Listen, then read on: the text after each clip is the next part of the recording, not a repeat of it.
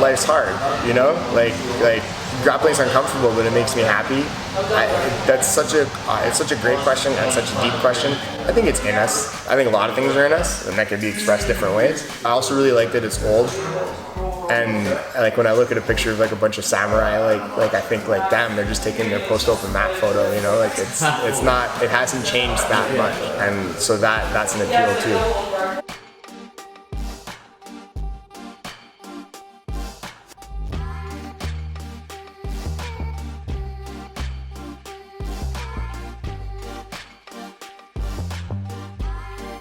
Hey, what's up everybody? Bill DeFreitas for the GCVC, and our guest this week is Corey Guittard, coach and elite level competitor out of 10th Planet Montreal.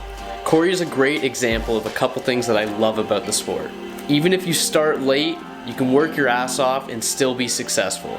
Starting his jits journey at 25 years old, he's quickly been able to put himself amongst some of the best grapplers in the world, with notable matchups against Steve Sims, Fabricio Barbarotti, Josh Hinger, and many more, as well as his team leadership.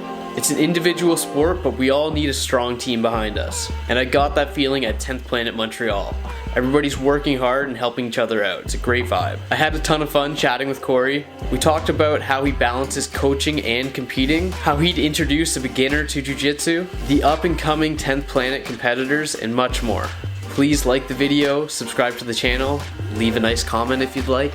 Thank you for watching and enjoy the interview. I kind of noticed you as a black belt recently in the last couple of years at the Quintet. I think it's the first time I kind of saw 10th Planet out there. So just real quick off the top, where and when did you get started in jiu-jitsu? I grappled a little bit in high school. Like I did various martial arts. I was always super interested in martial arts. But I got into jiu-jitsu when I was 25. It was 2012. And I was in grad school with my wife, and I was just like feeling lethargic, and so she got me a membership. And at Apex is a kickboxing school. They didn't have a lot of jiu-jitsu at the time, and so I asked the coach where he was training jiu-jitsu, and he told me to go to Lewis at 10th Planet, and so I've been here ever since. This is the only jiu-jitsu gym I ever trained at. Yeah, and what has your kind of role here developed into over the last couple of years? Well, at first I was a student, and then like a student teacher, and now I'm like owner of the gym with Lewis, and we run the program together. And I do more of the competition stuff with the team, and I travel with them, and I corner them and compete myself.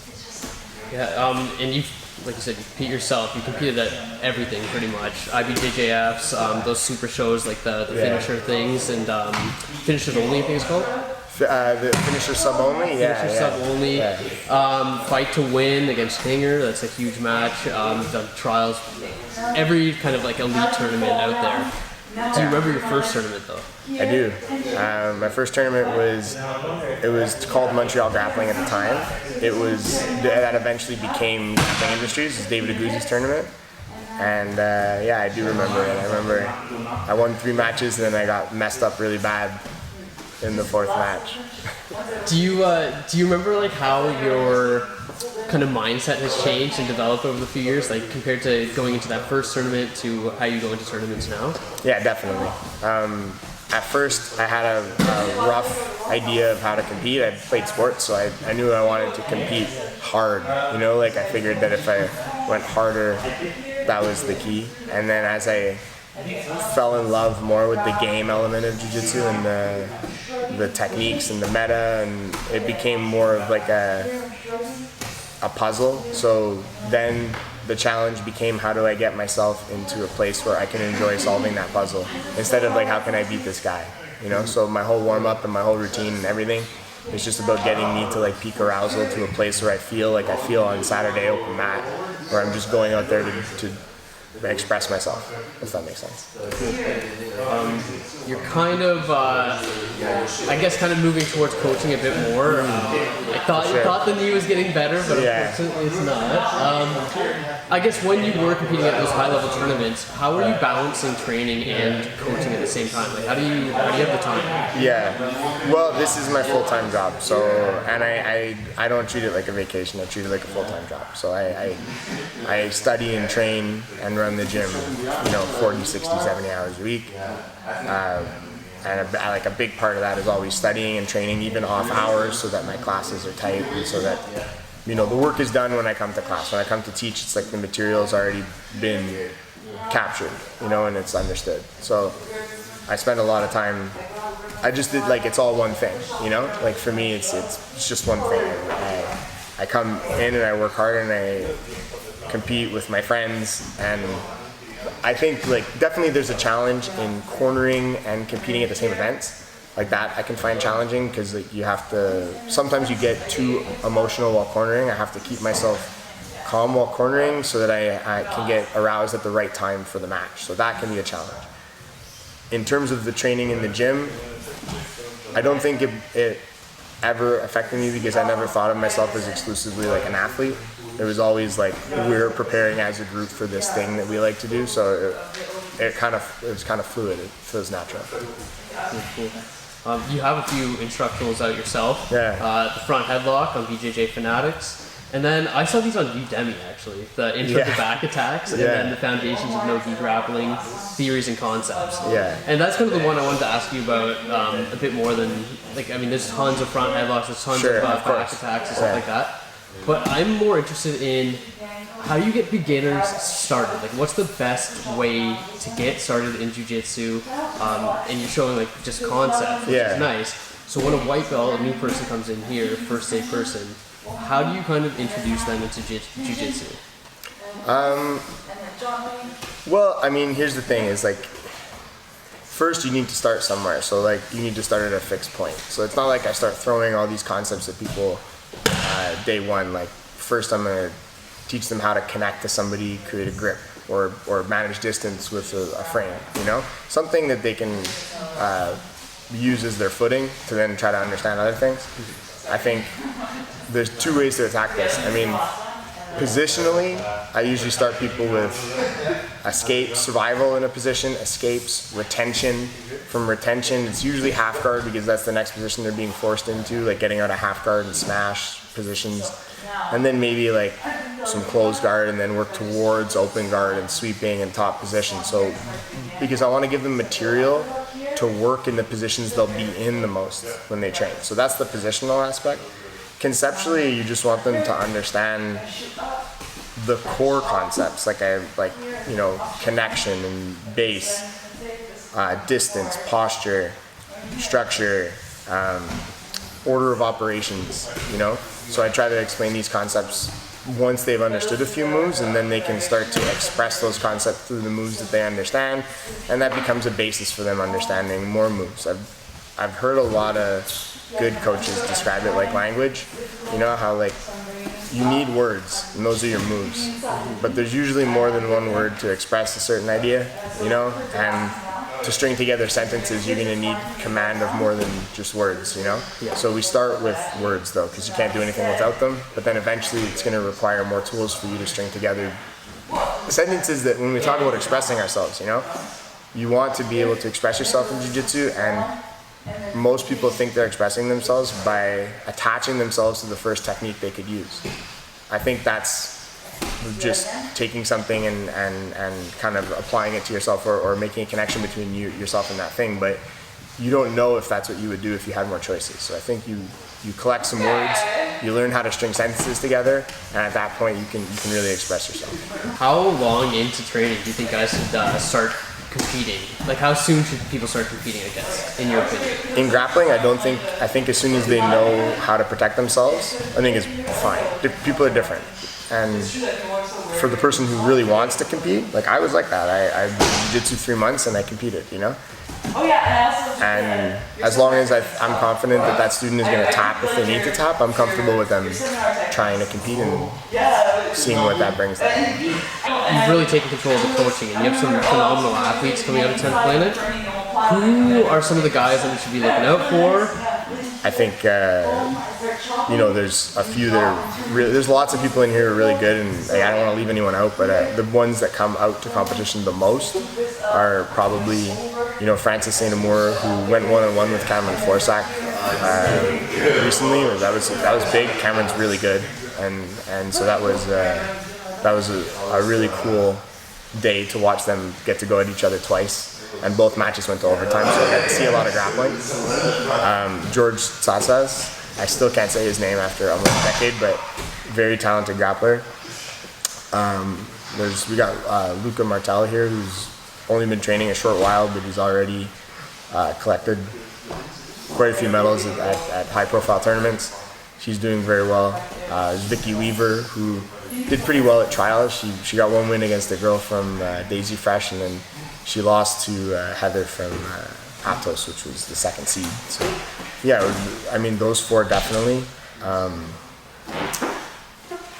James Banville, you've seen him get some big wins. He has wins on, Robert Degla and Mike Davila. And, I think he had a draw with Rodrigo Guattari, if I'm getting the name right. Yeah, so these guys are all really talented. They all work really hard, and I expect that more guys will come up. Sorry to cut you off. Did you say he has a win over Robert Degla?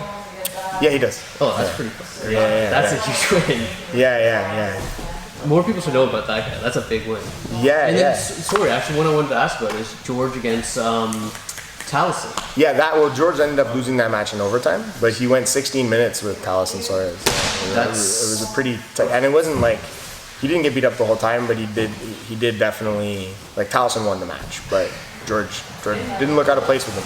Yeah, Well, that's why I like doing this, because there's huge names, and we have guys that are competing against them, and you never even hear about it. And they're close matches. It's not like you're getting blown out of the water. So it's like we can get people training more here.